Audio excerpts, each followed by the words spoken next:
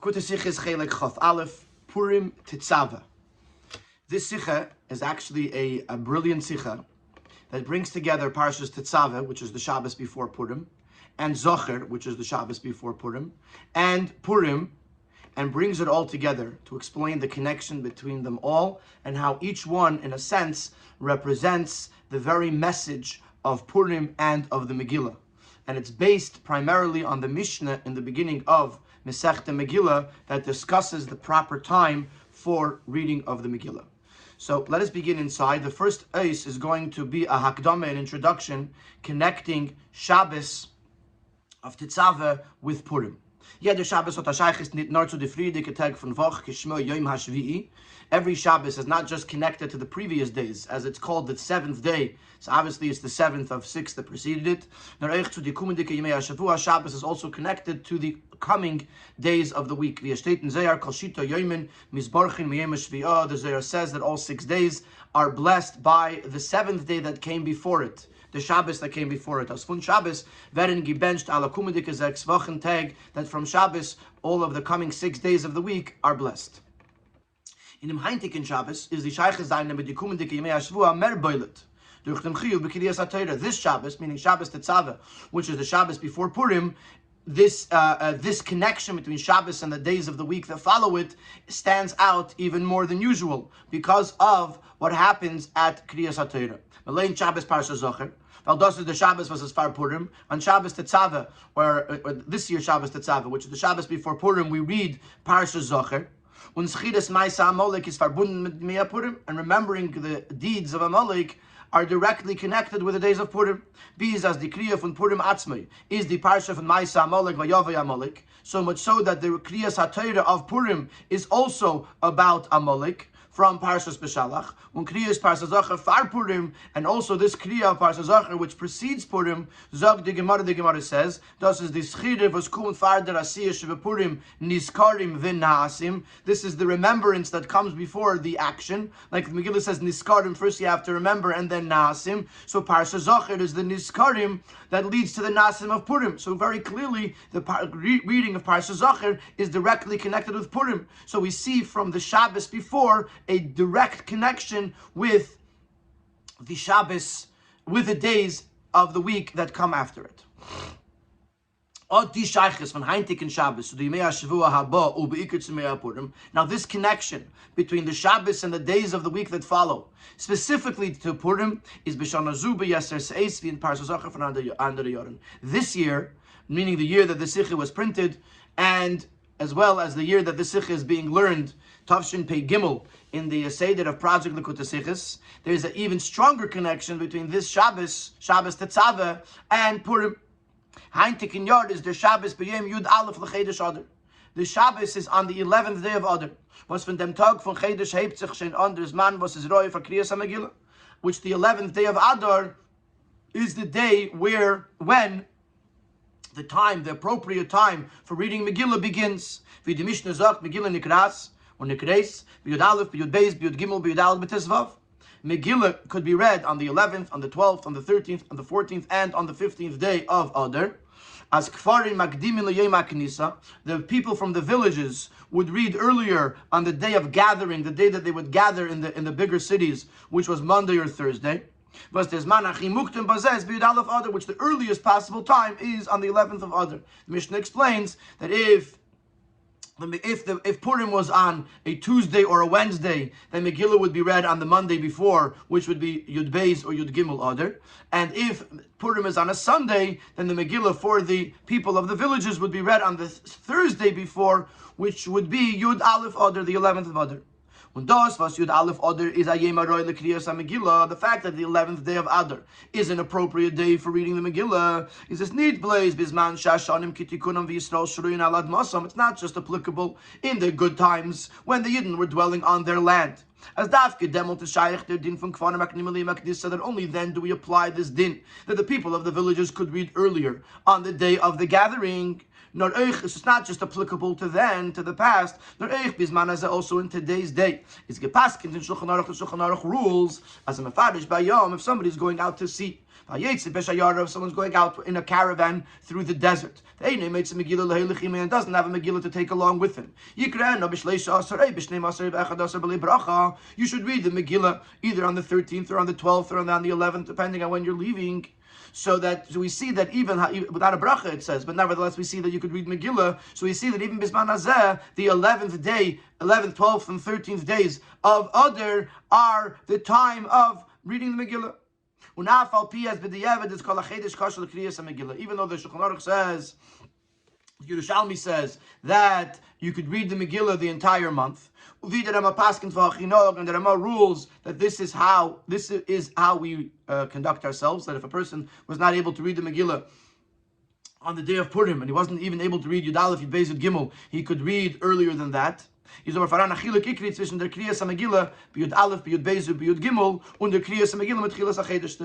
there is a fundamental difference between the reading of the Megillah on the 11th, 12th, or 13th day of Adar versus the days before that in the beginning of the month. Is an inyan von Shasat Chak und b'diavad b'zman hazeh. Even though that even 11, 12, and 13 of Adar is really only in extenuating circumstances or only b'diavad. Even in the times of the Yidden living in Eretz Yisrael, and the people of the villages would read earlier on the day of the gathering, is this not a heter? It's only a leniency. The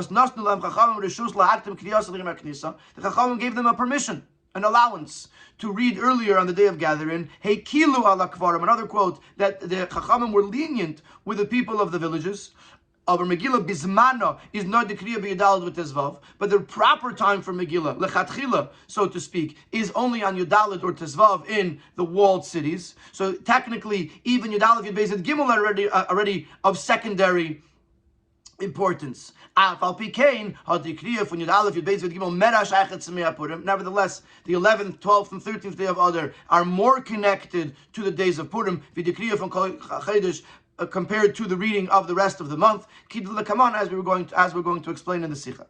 So we have the Hakdama. The introduction to the Sikha is that Shabbos is connected to the days that follow it. Specifically, Shabbos Parashat Zocher connects to the days of Purim because Zocher is connected to Purim. And specifically, when Shabbos is Yud Aleph Adar, there must be a deep connection between the Shabbos and the days of Purim that follow, because Yud Aleph is the earliest day that we can read Megillah. And the fact that it's Kol HaChodesh Kasher, the fact that the whole month is okay for Megillah reading, is already an even lower level compared to Yud Aleph, Yud Beis, Yud Gimel, and this will be elaborated on in the Sikha. So we're going to begin Sif Beis with understanding the Mishnah in Masechta Megillah, the first Mishnah.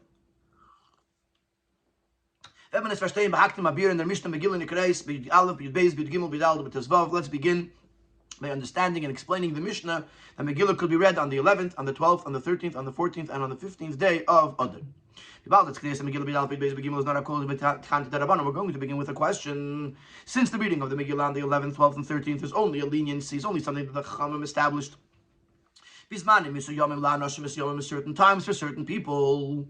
So it's not a regular thing. It's not the lechatchila. Why does the Mishnah begin by establishing the times of reading Megillah with the 11th, and not with the primary time, with the most important time, with the main time of Megillah reading, which is on Yudalid on the 14th and on the 15th day of Adar? Now, say that even though you could say it's going in the order of the days. It's not a good enough explanation, because the Mishnah came to explain to us the details and the laws of the mitzvah. It's not glatik. It's not understood. Why doesn't the Mishnah begin with the best way, with a primary way of fulfilling this mitzvah, and then bring the leniencies? Should have started with Yudal and Tezvav, and then gone, if you can't do Yudal and Tezvav, like the Mishnah actually does. If you want it to be listed sequentially, you could do so, but start from the latest time. Megillah Nikras b'Tezvav, b'Yud Dalet, b'Yud Gimel, b'Yud Beis, b'Yud Aleph. Megillah could be read on the 15th, on the 14th, on the 13th, on the 12th, or on the 11th. Und das ist Taka that say the Nemshach HaMishnah. That's what the Mishnah does. After this first introductory line in the Mishnah, Mishnah goes on to explain which cases you would have when the 14th, when the 15th, when the 11th, 12th, or 13th, and the Mishnah goes in this backwards order. Meaning to say, starting from Tezvav and then sequentially down from Tezvav to Yud Aleph. That the walled cities would read on the 15th. The villages, big villages or cities would be read on 14th. And then in the next Mishnah it explains that when you go earlier to the day of gathering, either the 13th or the 12th or the 11th. So we see if the Mishnah wanted specifically to be in an order, it could have started from Tezvav. So the question is, why does the Megillah start? Why does the Mishnah start with the secondary days of reading Megillah instead of starting with the primary days when Megillah should be read? And there's another question, and some of the Mefarshim actually ask this question. Why does it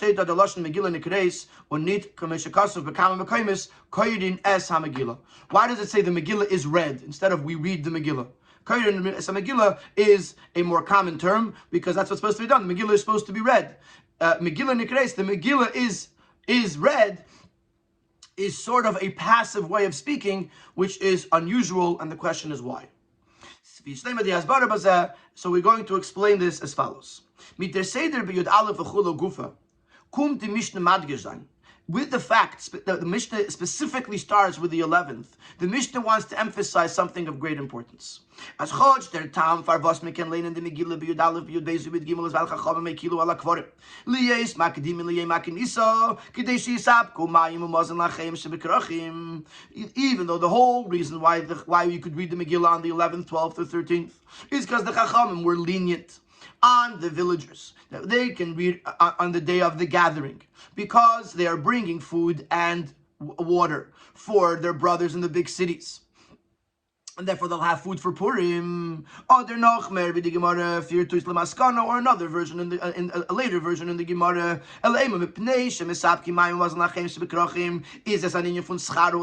It's not because we need them to come, so that way they should, not only because we need them to come so there should be food for Purim, but it's actually a reward, because a whole year they provide food for the people in the cities, and therefore we gave them a reward that we don't make them come back specifically again for the day of Purim. They could read Megillah a few days earlier.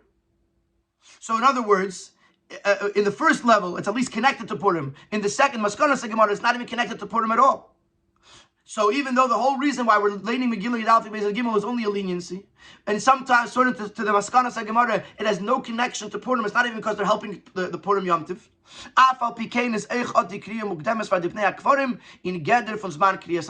Nevertheless, the Mishnah says Yud Aleph. It starts with Yud Aleph to emphasize that this is still considered the time of Megillah. Even though it's only done in certain cases, and it's only a leniency, nevertheless, it is the time of Megillah reading. In other words, the Kriyas Megillah B'Yud V'chulu Chatzi Basa is atakana for dem Gavra. Even though the reading of the Megillah on Yud Aleph is something that we're doing for the sake of the individual, of the person, but this changes the item. The mitzvah of Megillah reading is changed. That the day of 11, 12, and 13 of Adar, for the Bnei Akvarim, for the people of the villages, becomes a day of Megillah reading. Not just that the person could read Megillah, but that the Megillah could be read. The Kriyas Megillah demot is nit nor as the Bnei Akvarim zane mekayim a mitzvah Kriyas Megillah was linked to the Zeh. It's not just that the Megillah, the villagers are able to fulfill a mitzvah that is uniquely upon them in these days. It's not just the Megillah, the person could read the Megillah. The Megillah is read. In other words, the part or one of the proper times to read Megillah is Yud Aleph in these specific circumstances. And this could be understood from the Gemara as well. As the Anshik Nesag Gdei Bimei Mordechai ve'Esther was auf Mesaken given the mitzvah von Kriyas Megillah haben sie gufa biyachad im zeh Mesaken when the Yalas Manim, when the Anshik Nesag Gdei in the time of Mordechai ve'Esther established the mitzvah of Kriyas Megillah, they established all of these days as days for Megillah reading. not all of them are lechatchila, but if you need to read on Yud Aleph, then Yud Aleph is part of the original takana of the Chachamim. The Rebbe is going to elaborate on this in the next page, where we see from the Megillah that the Chachamim established these various different times from the get-go. And this explains why the Mishnah uses this term, this passive term. The Megillah is read, and not we read the Megillah, because the Mishnah is emphasizing. And the Mishnah also begins from the 11th day, not from the 14th or 15th, because it's telling us the following message. Kriyas HaMegillah in the tag is not placed on from Kairinus HaMegillah, Adin Veheter in Maisa V'Kiyum HaMitzvah Shemsad HaGavra, that when you read Megillah and Yud Aleph, it's not just Kairinus HaMegillah, the person could read Megillah, that we made an allowance for the individual, for the person to read Megillah on these days because he can't read it in the proper time. The Mishnah doesn't mention the reader, the person. The Mishnah only mentions the Megillah. For the Megillah, this is the right time, if this is the situation. And under the specific situation where the Megillah could be read on Yud Aleph, it's not just Koydin that the person could read Megillah, that the Gavra moves over his reading because he has no choice, but Megillah Nikreis, the Chevtza of the item of the mitzvah of Megillah could be fully fulfilled on these days, Yud Aleph, Yud Beis, Yud Gimel, 11, 12, and 13th days of Adar. Nochmer, additionally, and here the Rebbe brings this Gemara about the Anshe Knesset Sagdela. From them is the Gemara sagt, dass die Anshe Knesset Sagdela Meram is this man in their Megillah. From the fact that the Gemara says that the Anshe Knesset Sagdela alluded to these times in the Megillah itself, Lekayim es Yemei Purim-Tetzave bizmaneim. Zmanim harbi tiknu lam. The Gemara over there, this is right away on the first Amid of Masechta Megillah, when the Mishnah said you could read B'Yud Aleph, B'Yud Gimel, etc. So the Gemara asks Manola, and how do you know what's the makar that you could read earlier? So the first the Gemara says, who needs a makar? The Chachamim were misakin, they made a takana. So the Gemara answers that if the initial takana had been only Yud Aleph and Tezvav, like it says in the Megillah, then you can't have a smaller Bezdin change something that a greater Bezdin established. So therefore it must be, says the Gemara, that originally there was already a makir in the Megillah for the fact that the Megillah could be read also on Yud Aleph, Yud Gimel, and Yud Dalet. Yud Aleph, Yud Beis, and Yud Gimel. And the Gemara says that it's learned from the pasuk, Lekayim es Yimei Purim ele bizmanehem. Bizmanehem is written in the plural, in their times. So the Gemara says, that lechatchila, in the Megillah already, the Chachamim were mesakin various different times for Megillah, including Yud Aleph, Yud Beis, Yud Gimel, and that's why the later Bezdin was able to establish this Kfarim Akdim Liyem Aknisa that the villagers can read earlier on the day of gathering, because there's a makir for it, there's a source for it in the Megillah itself at the very establishment of the mitzvah of reading Megillah. Not only are these days that you could read Megillah, they're equal to the 11th, 12th, and 13th are equal to the 14th and the 15th. They're all included equally in the Zmaneim. It's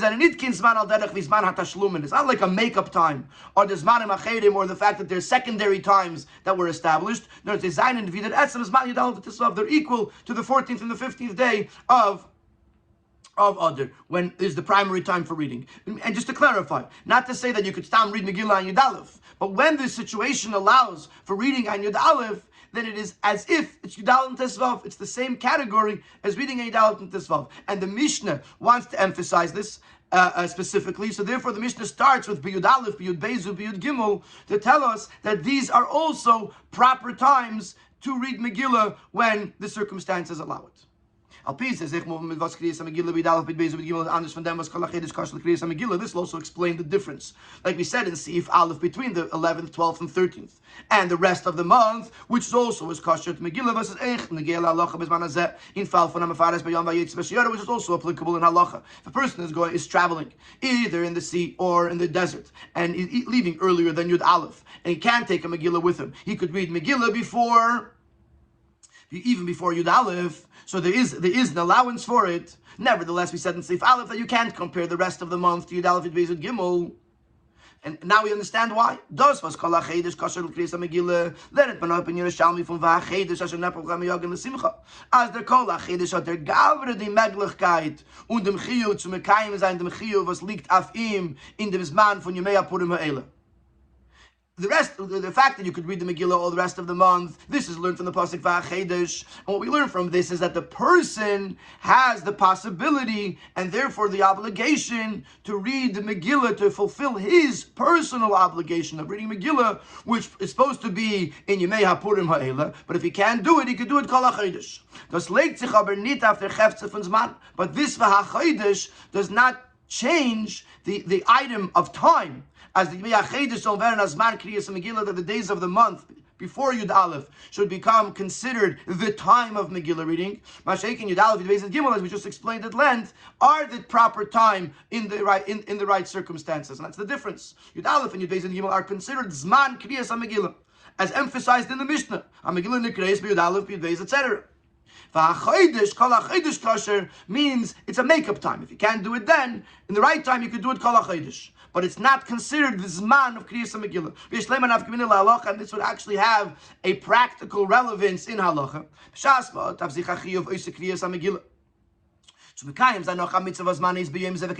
If you have another obligation, not Megillah reading, that you have to do on this day, and this is the proper time for it, welche von den Mitzvahs that vermaktim sein, which one comes first?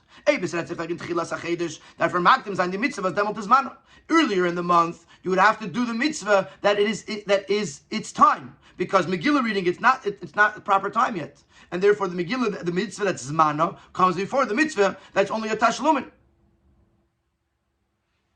But in the case of the 11th, the 12th, and the 13th of Adar, is Yashmalkim Lemer as Daf Maktim and Kriyas Megillah. There's reason to say that you should be Maktim Kriyas Megillah because it's Zmanahu. That is the right time for it under those circumstances. So that's the difference. One is the Zman Kriyas Megillah. 11 Yalfi Beis Gimel is Zman Kriyas Megillah, and therefore, in certain cases, it would precede.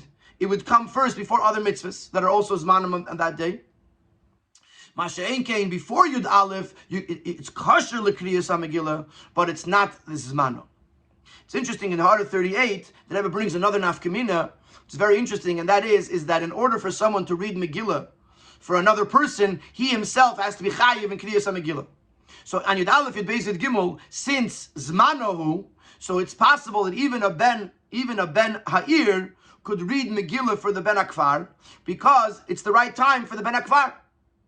But before Yud Aleph, even though it's Kol HaChodesh kosher, but that it's not Zmanahu, there's no chiyuv on the person, and therefore someone who's not mechuyev cannot be moitzi this person with his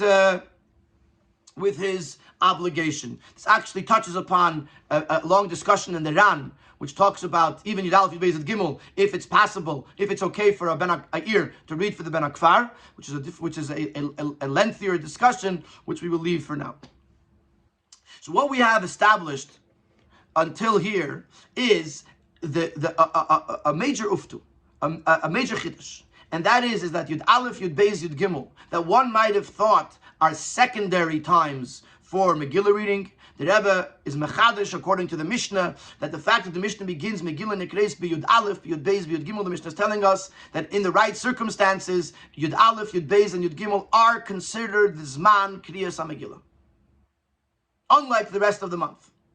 And once we understand this, that something that seemed initially to be secondary is actually primary, this concept, this idea is going to affect many other aspects in the Megillah and in Purim and even in Tetzave, as we'll see throughout the Sikha. And that's what we're going to cross over now in Sif A, to see this idea in other elements and other parts of the Megillah, where something that seems to be secondary is actually of primary importance. Dort was bei Kriyas HaMegillah gefimen als als echt die Tag welche seine beetzem nitkins vorish bikrar nitkins man kriya very as man Kriyas HaMegillah. This idea which we find by the reading of the Megillah, that those days that are not mentioned specifically in the pasuk as the primary days of Megillah reading are nevertheless can be the proper zman, the proper time for reading the Megillah. Yesh leimar atam bazel, we could say, what's the reason for this? Elder Gan said inyan Megillah, because the whole idea of the Megillah, sai ksiva, so both it's writing, the fact that it was written in the first place, sai kriya, so sai the way we read it, the way it was written. is in such a way that something that seemed to be secondary actually turns out to become primary. Number one, Ksivas HaMegillah is given the damage to the Ksiva from under the Sifrei HaTeresh B'Ksav. The writing of the Megillah was not the same, not done in the same manner as the other holy Svarim. Nevi'im Uksuvim, the Nevi'im and the Ksuvim, all the other ones. Valachatz of Kama Chamisha Chumshei Teira, but the Ksiva Duch Moshe Rabbeinu is given Milechatchila B'Tzivei Hashem. The Nevi'im and Ksuvim, and especially Chamisha Chumshei Teira, were by direct command of the commandment of the Eibishter. The Eibishter commanded Moshe to write the Torah, and the Eibishter commanded the other Sifrei Kodesh to be written.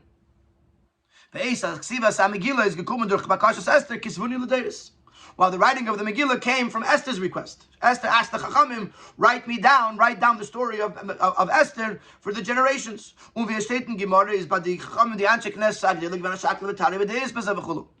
Gemara over there says that the Chachamim didn't know if they should. They were concerned that it's going to be then taken out of context by the Goyim, and it's going to create animosity.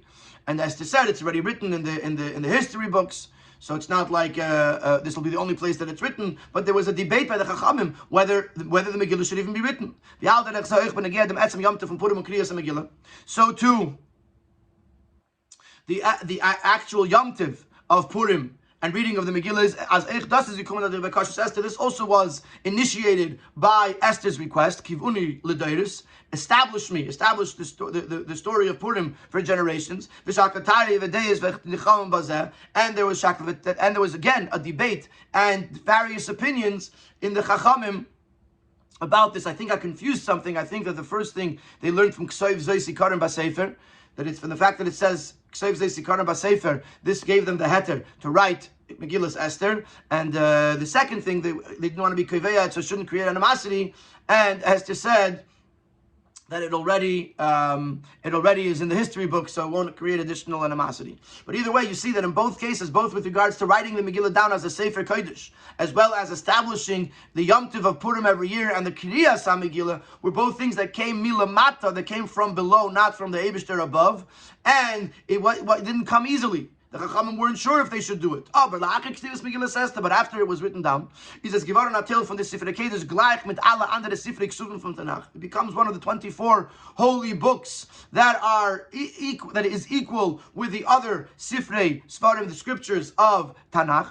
It actually has an advantage over the other Sifrei Kodesh. The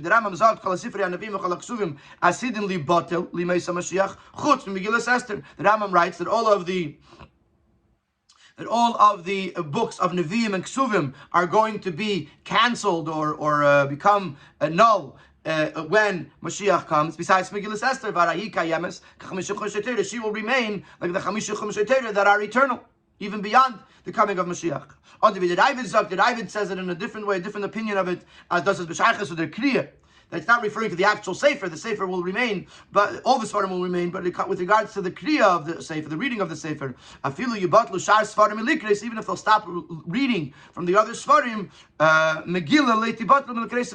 Megillah, they will never stop reading it publicly on Purim. So either the whole Sefer, either the whole idea of the Sefer, or the reading of the Sefer is going to, in the other Svarim, is going to stop when Mashiach comes, and Megillah is going to survive, is going to continue beyond. So we see that Megillah is even greater than the other Svarim. It's on the level of Chamisha Chumshei Torah.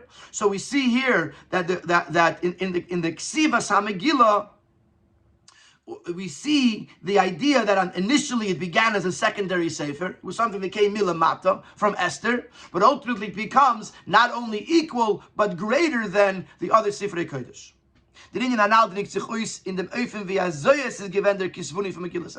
And there's another element that you were going to see here, which is a more famous discussion, where again we see something that seems to be of secondary, or it seems to diminish the value of the Megillah, and ultimately the way we learn it, especially al pi Chassidus, it actually elevates and exacerbates the quality of the Megillah. And this is going to be with regards to the fact that the Eibishter's name is not mentioned in the Megillah. In Iris Nitah der Kisvuni von Shem Havaya, anders von andere Sifrei Kodesh. In the Megillah, there's no mention of the Eibishter's name, which is unlike all of the other Svarim. In the Haaretz, the Rebbe brings that Shir HaShirim also does not mention the Eibishter's name. But in Shir Hashirim, there isn't, because it's written as a mashal, there isn't really anywhere where it should have been written and wasn't. But in the Megillas Esther, where it's speaking about the Nes, which the Nes is certainly coming from the Eibishter, there should have been a place where the Eibishter should have been acknowledged, and yet it's not. There's no mention of the Eibishter's name in Megillas Esther. The Pashtus weiß das auf a Darge von Kedusha, von a Sefer, was hat mit Kedusha v'Shem Havaya. Seemingly this shows a lower level of holiness. It's a book that doesn't have Hashem's name in it. A sefer that has Hashem's name in it. It's holy. You kiss it when you close it. You make sure it doesn't fall on the floor. A sefer, a book that doesn't have Hashem's name in it, is usually of secondary, is not as holy. And it's also seen in the basic reason, the simple reason why Taka is the no mention of the Eibishter's name.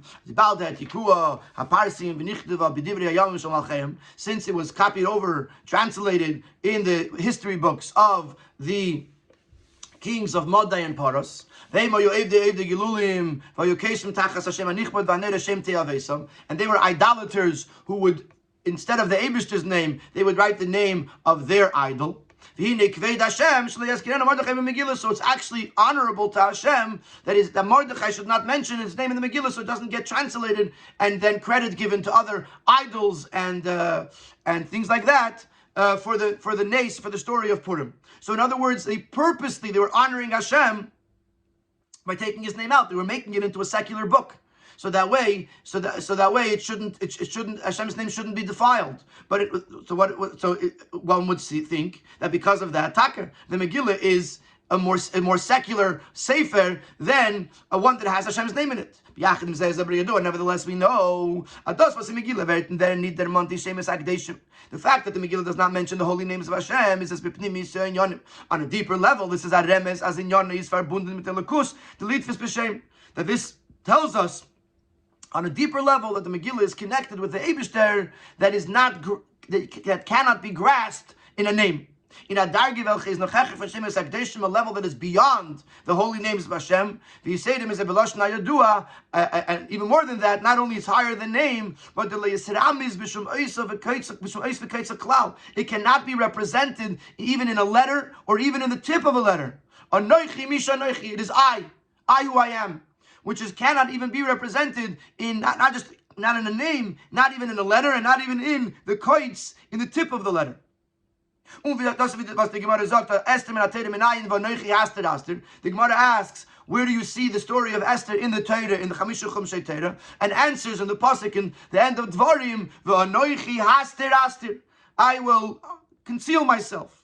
And also Astir or Haster Astir is the same, very similar to the word Esther. So we see a remez to the story of Purim in Chamisha Chumshei Torah. So what does it say in Chassidus? As der Haster Astir von der Megillah nimmt sich von Onechi von Atzmusi Musi Yisbarach. That the concealment that took place in the time of Purim in the Megillah originates from Onechi, from Atzmusi Musi Yisbarach, from the highest level, from the essence of Hashem. Was kann nicht entpflegt werden, mugbul werden, afilo nicht in die Shemes HaKadoshim, afilo nicht in Shem Havaya. It is so lofty, it is so sublime that it cannot be represented in the Eibishter's names, not even in Shem Havaya.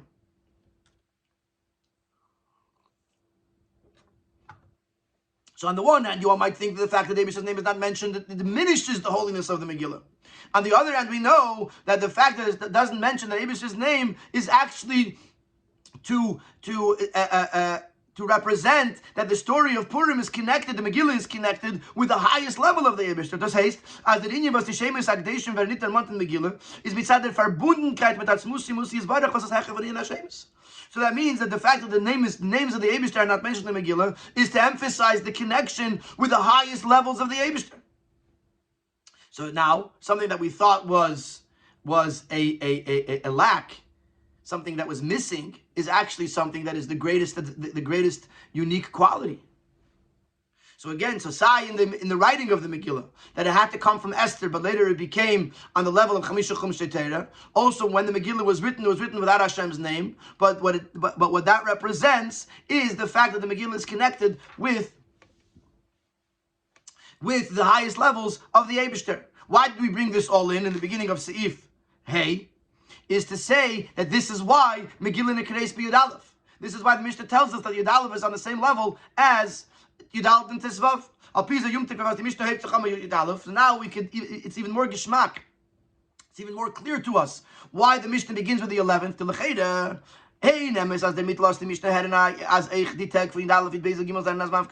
it's true, as we said earlier in the Sikha, that with this the Mishnah is emphasizing that these days 11th, 12th, and 13th of Adar are actually the time of Megillah reading under the right circumstances. It's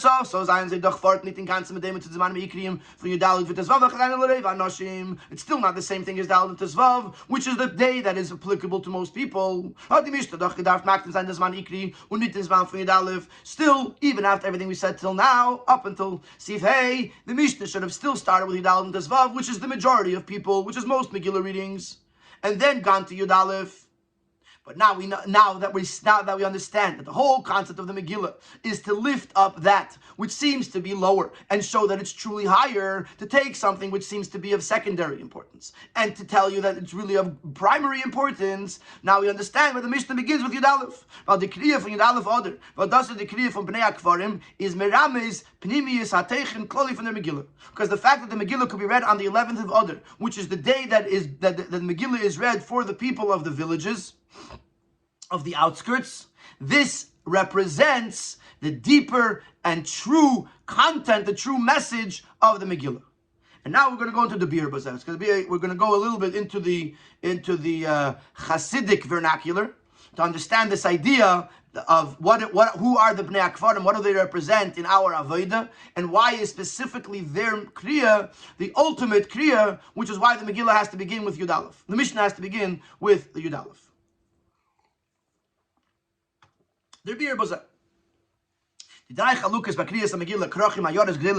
These three divisions, categories, by reading of the Megillah, the walled cities, the large cities that are open, and the villages, in Yonam, Beruchnis, Bevedas Hashem is. So how we break them down into the spiritual representation and how they reflect in our avodah, our service to Hashem, is as follows. Ubekitzer al kapanim, at least briefly. Krach amuk of Chema, a city that is walled, it represents the avodah, but zayin avodah is bashitzt losnit arain kinsar v'oyevchulu. His avodah is protected. He's insulated. There's no way for the enemy, for the adversary, for the distraction to enter into his avodah. It's the highest level. The person is so engrossed, immersed in his avodah, that he is isolated or insulated from the world, and the world can't affect him, can't hurt his avodah. Then you have Ir Moshe, the city. Zayin avodah macht buit uf amochen l'shifte yizbarach. His avodah is to create a dwelling place for Hashem. Durch dem was is a ben ir. But it's because he's in the city. Darf nicht acker in Sehen, warten bis wird auswachsen in Feldchitim. He doesn't have to plow, he doesn't have to sow, he doesn't have to wait till the field will grow wheat. Darf nur machen von die zugegräte Farteke in Yoni Ha'elam, adire und astat ire lekeno. The materials are given to him ready-made, and all he has to do is he has to transform them into making a dwelling place for Hashem, which represents the fact that he's not fighting with the world. The world comes to him ready. The world, the concealment of the world, the darkness of the world is not affecting him. By the time he deals with it, the world is ready. He just has to do the work to transform the ready-made worldly matters into a dwelling place for Hashem. Kfar, the lowest level, is the village. He has to break down, he has to plow through the tough soil from the Helm, from the darkness of the world, as it should be possible to plant anything. So the Kfar is fighting the world. In other words, he's not ready yet for the world as is to be a Dir Le'Yizbarach. He first has to break that darkness of the world so he can then take it and refine it so that the Ben Ir could turn it into a dwelling place for Hashem. So you have three levels. You have the person that is totally removed from the world. You have the person that is in the world but is not fighting the world. And then you have the person that has to fight the darkness of the world to start the process of making a dira for the Eibishter.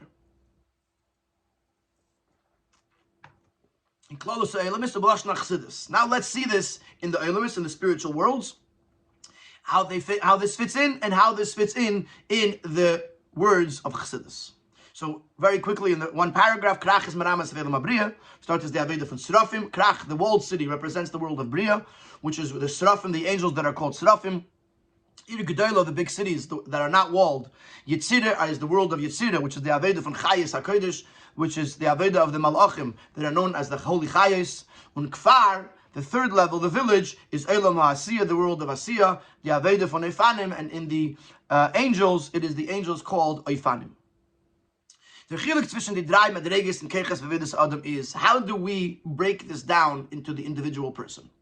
These three levels as they are in the individual person. The Aveda von Ben Krach kommt von Meichen. Ben Krach, the person in the walled city, this represents intellect. He's bonanus on asagas ulakus, to contemplate and to grasp, to comprehend godliness. Und der Fahrer ist da Tainug in der Aveda, and therefore there is an enjoyment in this Aveda, which comes from this grasp. When the person understands what he's doing, understands what he's trying to accomplish, it's much more enjoyable when you understand it. This is similar to the Aveda of the Srafim, the angels. The Srafim are standing above, to him, to the Eibishter, they're right there. They become consumed and bottle and in a state of submission with yearning and desire to the Eibishter. So the Srafim, they grasp Elokus. They're on the level of intellect. They understand the greatness of the Eibishter, and therefore they have such a strong yearning, a burning desire, a all-consuming need to be connected to godliness. That's one level. The Aveda von Ayar is Gdelis, Kumitzad Amidis. The Aveda that is represented in the big cities, but the non-walled, the open cities, this represents Midas. Avas Hashem and Yiras Hashem, the love of Hashem and the fear or awe of Hashem. But das ist verbunden mit Elam HaYitzira. Midas goes with the world of Yitzira. Where the Eibishter's Midas are shining. Und der Far is the Aveda von Chayes HaKodesh B'Rash Gadol. And therefore it says, V'Ifanim v'Chayes HaKodesh B'Rash Gadol Misnasim, the Aveda is with a great tumult. Mitzadam Teki Fayis Pailas von Midas. The excitement of the midos, when the emotions get excited, it sometimes expresses itself in tumult. Moichin is quiet. Moichin is a person is engrossed in his intellectual thoughts. It's always done, not always, but it's generally intellect is quiet. Midos is bubbly. It's exciting. It's palpable. So therefore, the Chayes HaKodesh serve the Eibishter B'Rash Gadol, because since they're in the world of Yitzira, which the world of Yitzira is the world of Midas, so therefore there is an excitement, and the excitement creates a Rash Gadol. Then you have the Aveda from Bnei Akvarim, which is the Eifanim, the Malachim known as Eifanim. In Elam HaAsiyah, in the world of Asiyah, is the Yevchina von Eidah. This is the level of acceptance, of admission. Und die Asage vis banus von Seichel und die Yiserius von Midas Belevis, as they feel, das bringt bis machriach, as es muss sein Eidah. Even the little bit of seichel that's there, or the little bit of midas that's there, it leads to a total submission to the Eibishter. Heidah, acceptance. In the previous levels, the emphasis is seichel, or the emphasis is midas. Here, the emphasis is, because it's such a low level, they can't really truly understand, and they can't really truly get inspired or excited by the emotions. What they do have, though, is an acceptance. The Eibishter is the Eibishter, Lakus is a Lakus. And they accept it, and they are in a state of submission to it. Bazeh is the Aveda B'Rash Gadol. But also here there's Rash Gadol. It says, Vayifanim v'chayis HaKodesh B'Rash Gadol. So why is there a Rash? If the Rash is from emotion, then why, if there's no emotion here, it's just acceptance and submission, why is there Rash Gadol? Is nit mitzad hergesh halev. It's not coming from the emotions of the heart. That al derech v'ya ben kfar shebal lidas as hamelech. The Moshe will be a little village boy that comes to see the king. So if it's a person from the city who comes to see the king, so either he could understand the greatness of the king and he stands in awe of the king, or he is excited to see the king because he appreciates something about the king. He has feelings, and therefore there's a great excitement. The Ben Kfar, the village boy, is so removed from the king that he becomes totally overwhelmed. That also causes a tumult. It also causes an expression from within the person. But not because he feels something, it's because he doesn't feel anything. It's because he feels so far removed, such a distance, he becomes so overwhelmed by it that it causes a rashgad. So we have three levels. There's the Aveda of a person that grasps a lakus. There's the Aveda of a person that has a feeling towards a lakus. Then there's a person that has neither a grasp, an intellectual grasp, and not even feelings, but has bittul, has submission. So which one do you think, would you think is the lowest of them? You would think the Bnei Akvarim. The Bnei Akvarim, the villagers who don't grasp anything and don't feel anything, that would be the lower level. So we're going to see over here, consistent with what we've been saying all along, that what you think is the lowest is actually really has a great advantage. Even though in this Avodah of the Bnei Akvarim, in the world of Asiyah, in practical action, you don't see the revealed form of Elokus, not in the grasp of the mind, nor in the excitement of the heart. Therefore, their Avodah and their passion is only in a manner of acceptance, of practical action. Nevertheless, they still have bittul, they still have submission, which is a very, very lofty level to achieve. Quite the contrary. Their bittul mitzad b'chinas double vad vidas is ba'ifanim is na prat noch tiefer wie der bittul and avede von tzrafim was nemt sich mitzad avana vasagen elokus. This lowest level of bittul, that what we're considering the lowest level of bittul, in a sense, is the greatest form of bittul, greater than the bittul that is accomplished through the srafim that have a great grasp in Elokus. And the Riber, as we know, Chassidus so often explains that when you reach something through your own comprehension or through your own feelings, then it's limited to that comprehension level or the amount of feelings that you have towards it, the amount of emotions that you have towards it. But when it's bittul, when it's not coming from a place of understanding or feeling, then that bittul is complete. The bittul is not limited to you. The bittul is greater than you. So by the Bnei Akvarim, although they don't have the Havana, Asagya, and they don't have the emotions, but what they do have is the bittul that is not limited to them. It's greater than them. And therefore it actually brings them closer to Elokus. Und der Riber wird durch die Eifanim gesagt, aufgetan, die Amschacha von Baruch Kved Hashem im Mekaymer. Therefore it is the Eifanim that can say, Baruch Kved Hashem im Mekaymer, mehr wie die Amschacha, was wird aufgetan durch die Arbeit von the Srafim, even more than what is accomplished by the Srafim. The way this is explained here, usually in a lot of other places, Chassidus says that by the Srafim, they say, Mlechal Aretz Kved, that they grasp how the Eibishter is everywhere. And the Eifanim, they say, they don't grasp the presence of the Eibishter. Wherever he is, wherever he is, they bless the glory of Hashem. Here he's saying a different word. Here he's saying that the Eifanim, because of their bittul, they could reach Mim Kaimai. They could reach the Eibishter in his place. They could reach the essence of the Eibishter in the original place of the Eibishter. They don't have to stay removed because limited to their understanding or limited to their feelings. But Baruch Kved Hashem Im Kaimi, because they stand in a bittul, they could grasp the Eibishter in his place in Mekayim. So this is ultimately the highlight of the Bnei Akvarim, that the Bnei Akvarim, although they lack the external expressions of Seichel and Midas, but nevertheless they have bittul, and because they have bittul, they have this deepest, most connection with Elokus that's not limited to their own keches. And now let's conclude this with this expanded understanding. This is why the Mishnah begins with Yud Aleph, with the 11th of Adar. The Kriya from Bnei Akvarim, which is the reading of the villagers. While in the Kriya is Merum is Klalis in the Megillah, because the reading of the 11th of Adar, the reading of the Bnei Akvarim represents in a certain sense the whole idea of the Megillah.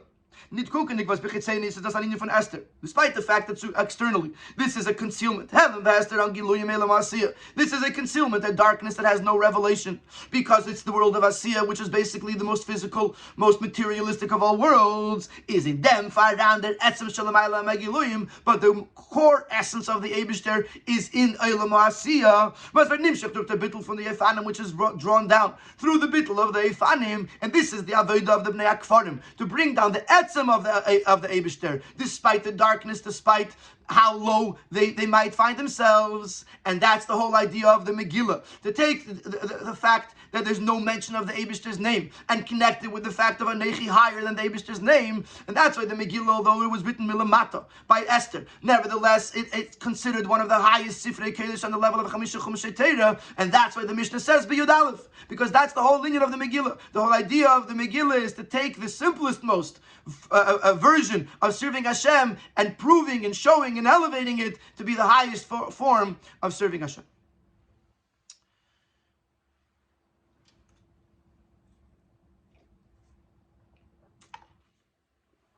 And now we go to Parashat Tetzave. If you remember the beginning of the Sikha, he started that Tetzave is connected to Purim. How does Tetzave connect to Purim? So they said Parashat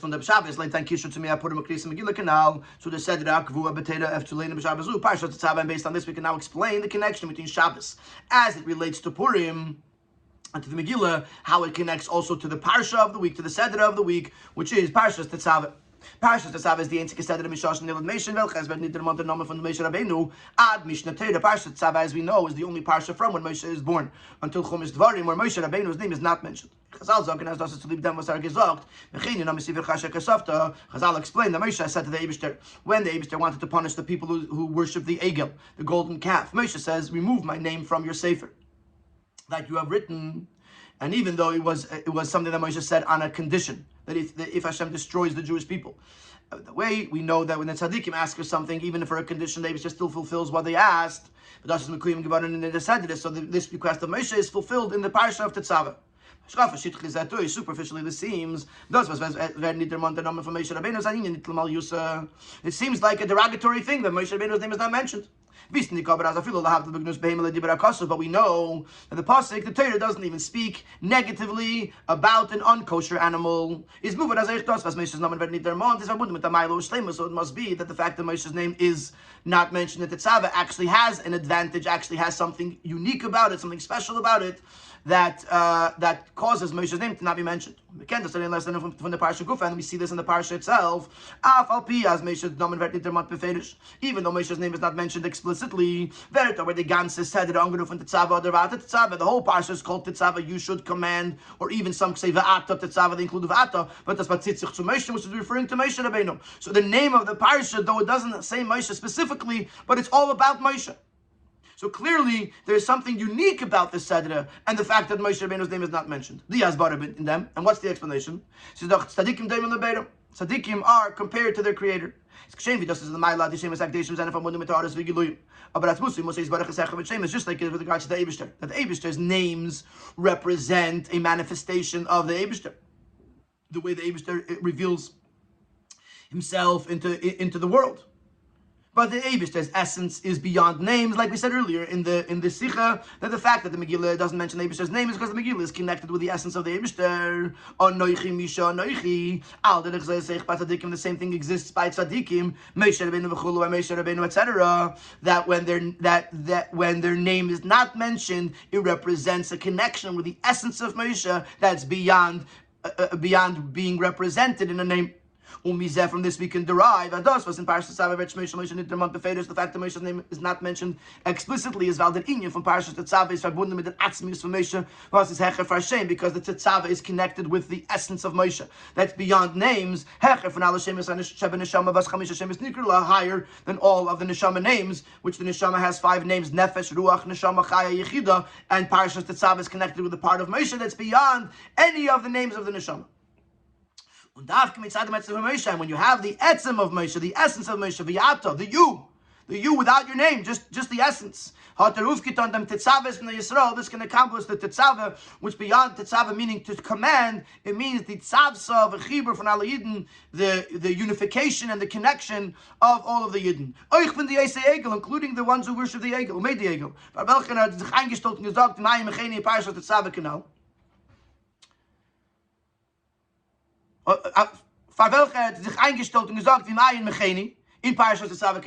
For which, including the people who made the Egel, who Moshe davens for them, and because of that there was a mecheni, Moshe's name was deleted from Parashat Tetzave. Even they are included in the tzavsa mitatzmusi musiyis baruch, the bond and the connection with the Eibishter. As explained in other places in Chassidus, that Tetzave b'nei Yisrael means that Moshe is the one, including the Maimer Vata Tetzave from Purim-Tetzave, that was the Rebbe gave out on Purim-Tetzave, Tavshin and Beis, that Moshe Rabbeinu's job is to connect Yidden with the Eibishter. So now we understand the connection. Just like by the Megillah, the Eibishter's name is not mentioned, so too in Parashat Tetzave, Moshe Rabbeinu's name is not mentioned, and it doesn't represent necessarily a diminishment in the greatness of Moshe. Quite the contrary, it's talking about the greatness of Moshe, that Moshe, there's the etzem of Moshe that's beyond names, and this is the part of Moshe that is able to actually cause the connection of Yidden with the etzem of the Eibishter. And now in Sif Yud, the final Sif of the Sikha, the Rebbe connects this all with Parashat Zocher. And this is actually very much connected with the Sikha for Parashat Zocher, which we are also learning this week, which is the one right before this in Chelek Chaf Aleph, where it elaborates more about this idea of Amalek and Vav K of the Eibishter's name. This can also explain the connection between the fact that Megillah is read starting from the Yud Aleph on the 11th day of Adar, and the fact that we're reading Parashat Zocher on this day and remembering the story of Amalek. State in Shalah, the Shalah says, as Yud Aleph, the number 11, communion is Vavke, is the number of Vavke, the second two letters of Hashem's name, which add up to 11. And the last day that you could read Megillah, which is Tezvav, the highest day, communion Yud K, represents the first two letters of the Eibishter's name, Yud K, which add up to 15. Therefore, the Mishnah begins with reading the Megillah on the 11th.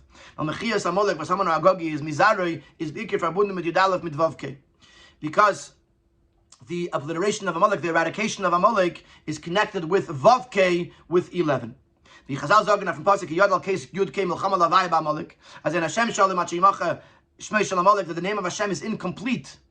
It says, and the Pasuk says that the Eibishter swears on his kisei, on his chair, on his throne, that he's going to battle against Amalek. But it says Yud K, not Yud K Vav K, and it says kisei without an aleph, because case. So the Chachamim say that the Eibishter's name is incomplete, and the Eibishter's throne is incomplete until Amalek is totally destroyed. As long as Amalek still exists, the Eibishter's name is not complete. From the Asis Yud K, and it consists just Yud K without the Vav K. Das meint as Amalek is Bikir Menagid of the Asis Vav K because Amalek is combating the letters Vav K. What's the connection between Amalek and Vav K? Amalek is one who knows his creator and deliberately rebels against him. As the Yediyah b'Seichel and Hegesh Yud K, he has the knowledge. The Yud K is complete. Yud K represents Seichel and Miday. Yud K represents Seichel and Hergesh Alev. In the earlier Sikha, he says that Yud K is Chachma Bina. It's just Seichel. But either way, the Yedeya, Sribainoi, Amalek has, there's no problem with that. But what he wants, as his only pale sign, he wants to create a barrier that the knowledge should not impact the machshava dibur ma'isa, thought, speech, and action in actually fulfilling Torah mitzvahs. So Amalek is fighting Vav K, and therefore Amalek is. So in order to remember Amalek properly, but it does bring some kiyum from Amalek, which brings to the eradication of Amalek. Muzayin the Aveda from Yudala from Vav K. Aveda Amitis basic Aterev Amitzis Bekel V'Dibur Ma'isa. How do you fight Amalek? Not just by learning. Amalek is okay with learning. By doing. by being involved in Torah mitzvahs, by speaking it out, by saying words, by doing action. Und die Aveda Amitis ist dafke, wenn sie es bekabbalas el lido bitul. Bedukmus Aveda von the Bnei Akvarim, and this needs kabbalas el first, which was also mentioned in the previous sikha. Was dafke al yidei zeh mit dem kerch zum natzeach and mechas and the kibbutz amalek. Dafke when you have ma'isa, which is preceded by kabbalas el, can you fight and win over Amalek. Now you there's a comment to B'chinas Tezvav, and this is how you reach the level of Tezvav Yud Kisha B'Shem, the Aveda for Meichen for Bnei Akrachim. You reach the Aveda of those who are in the walled cities, which is the Aveda of intellect. Und demot vet Hashem Shalom Ukesidrei. And then the name of Hashem is complete and in the proper order. Which is then is like the Mishnah says that the walled cities read on Tezvav. These to the Letzter Kvi is the Mishnah for Choli Yisachar Shabbos, was demot leinen the Bnei Akvarim b'Yud Aleph b'chinas Vavke. And then you have the letter, the concept of Vavke when the Bnei Akvarim read on the 11th. When you have Yudke and Vavke, and it's in that order. The Mishnah mentions first. And the explanation, the Mishnah mentions first Bnei Akrachim, the Tezvav, Yudke, and then mentions Vavke. When it's very the Adnu Shleima from the Eibishter and Welt, and then the Eibishter could be the total master over the world. Yud Yalef, Yud Beis, Yud Gimel, Yud Aleph, Tezvav, Eilik Minyan Adnai. Because when you have 11, 12, 13, 14, and 15 together, it adds up to 65, which is the Gematria of Adnai. But those was I'm Begolui. The Shleimus B'Pepel B'Bias Malcham Mashiach was this will be in a revealed way, and in a complete way, and in an actual way. When Mashiach comes, but then when the Gemara from Melchama Lavai B'Amalek Mider, that will be the completion of the war against Amalek, Dora de Malka Mashiach in the final day, which is the day of the King Mashiach, because he will battle the wars of Hashem and he will be victorious speedily in our days. After Purim.